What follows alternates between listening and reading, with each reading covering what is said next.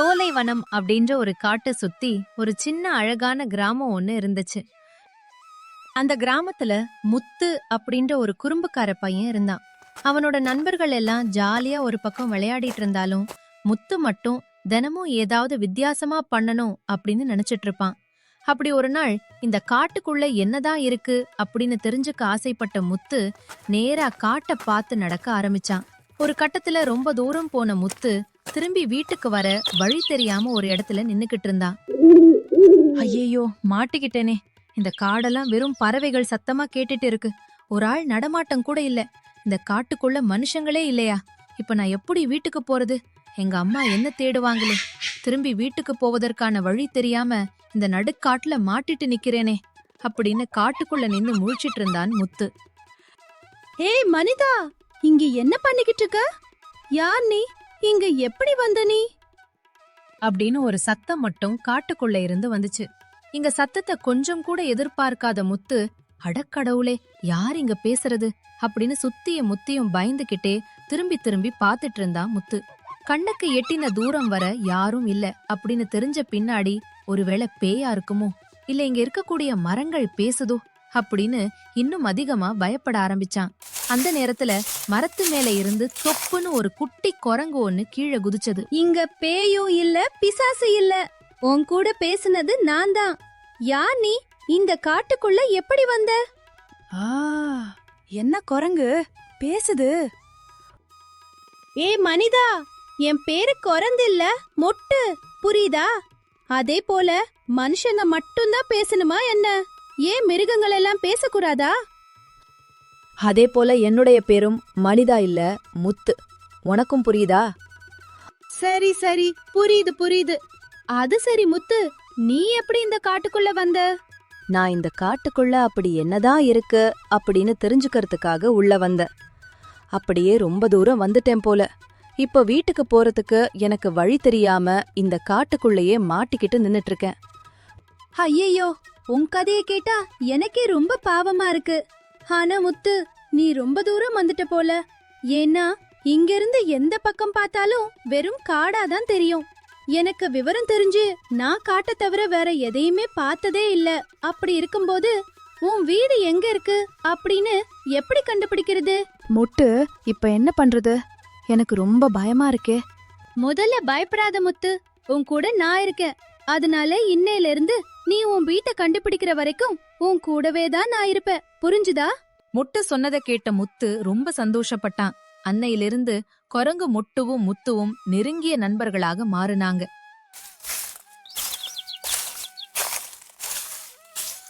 கொஞ்ச நேரத்திலேயே குரங்கு மொட்டு முத்துவுக்கு இந்த காடு எல்லாத்தையும் சுத்தி காமிக்க ஆரம்பிச்சது. முத்து, இந்த மரத்துல தான் நான் தினமும் தூங்குவேன். அதோ அந்த ஆத்துல தான் இங்க இருக்கிற மிருகங்கள் எல்லாருமே தண்ணி குடிப்போம். முத்து, உனக்கு தண்ணி வேணுமா? வேணா முட்டு, நீ போய் குடிச்சிட்டு வா. சரி, நீ அப்போ இங்கேயே நில்லு, எங்கேயோ போயிடாத. அப்புறம் இந்த காட்டுல காணாம போயிருவ. நான் போய் தண்ணிய குடிச்சிட்டு வரேன் அப்படின்னு சொல்லிட்டு மொட்டு தண்ணி குடிக்க போயிடுச்சு.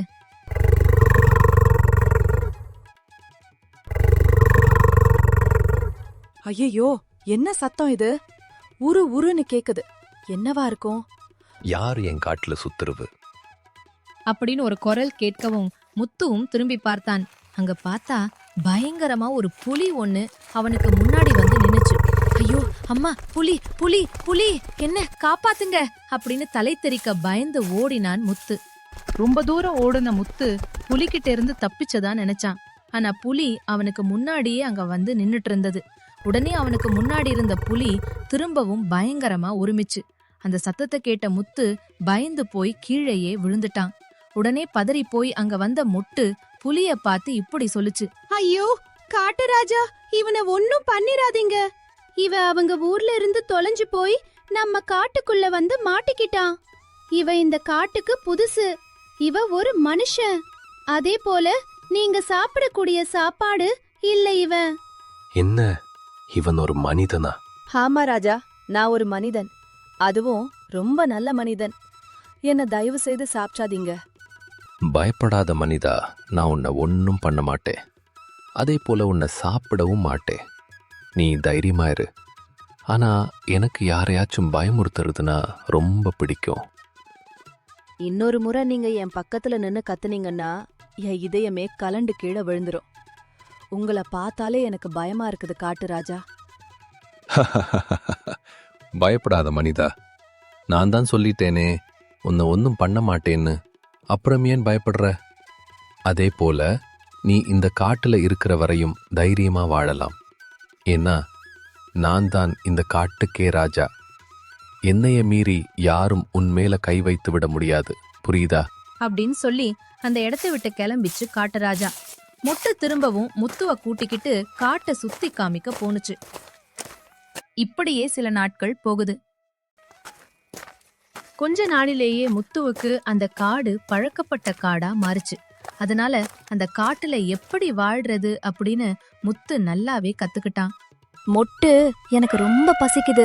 அந்த நேரம் பார்த்து அங்க வந்த ஜம்போ முத்துவ பார்த்து இப்படி சொன்னுச்சு. என்னடா குட்டி பையா, நீ இன்னும் சாப்பிடலையா? உனக்கு இப்ப பசிக்குதா? ஆமா ஜம்போ அண்ணா, எனக்கு ரொம்ப பசிக்குது. என் பின்னாடியே நீ வா.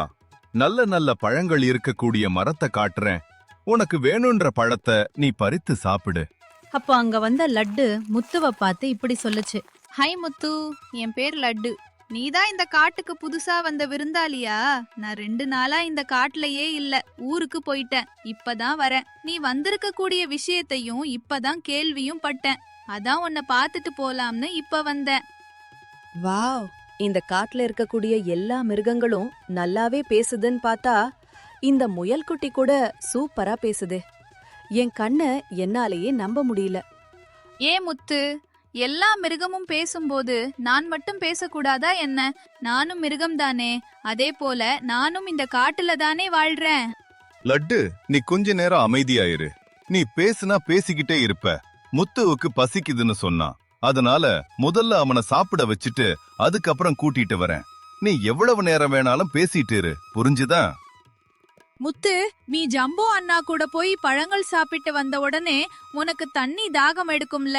நான் வந்து உனக்கு எங்க தண்ணி குடிக்கிறதுன்னு வந்து காட்டட்டுமா? வேணா லட்டு, எனக்கு ஏற்கனவே தண்ணி எங்க கிடைக்கும்னு தெரியும். நான் இந்த காட்டுக்கு வந்த புதுசுல மொட்டு எனக்கு எல்லா இடத்தையும் சுத்தி காமிச்சிருக்கு. அப்படியா? அப்ப நீ சீக்கிரமா போய் ஜம்போ அண்ணா கூட பழங்கள் எல்லாத்தையும் சாப்பிட்டு வா. நம்ம ஜாலியா விளையாடுவோம், சரியா? ஏன்னா இந்த காட்டுல நாங்க எல்லாருமே நண்பர்கள். நாங்க யாருமே சண்டை போட்டுக்கவே மாட்டோம், ஒற்றுமையா தான் இருப்போம். அதே போல நீயும் இனிமே என்னோட நண்பன் தான், புரிஞ்சுதா முத்து? சரி லட்டு, நான் ஜம்போ அண்ணா கூட போயிட்டு பழங்களை சாப்பிட்டு வரேன். நீ இங்கேயே இரு, நான் சீக்கிரமா வந்துடுறேன். அதுக்கப்புறமா நம்ம ஜாலியா இந்த காட்டுல விளையாடலாம் அப்படின்னு சொல்லிட்டு முத்துவும் ஜம்போவும் பழங்கள் சாப்பிட போயிட்டாங்க. அன்னைக்கு பொழுது சாய்ந்து எல்லா மிருகங்களும் தூங்க போயிட்டாங்க. காட்டுராஜாவும் லட்டும் ஒரு பக்கம் தூங்கிட்டு இருந்தாங்க. இன்னொரு பக்கம் செடிக்கு பக்கத்துல முத்துவும் முத்துவுக்கு மேல மொட்டும் தூங்கிட்டு இருந்தாங்க. கொஞ்ச நேரத்திலேயே பயங்கரமான ஒரு கொரட்டை சத்தம் வந்தது.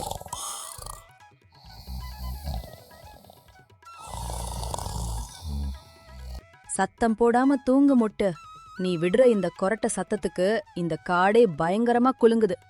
சத்தம் போடாம எப்படி முத்து கொரட்டை விட முடியும்? எனக்கு கொரட்டை விட்டாதான் தூக்கம் வரும். நீ வேணா தள்ளி போய் லட்டு பக்கத்துல போய் தூங்க.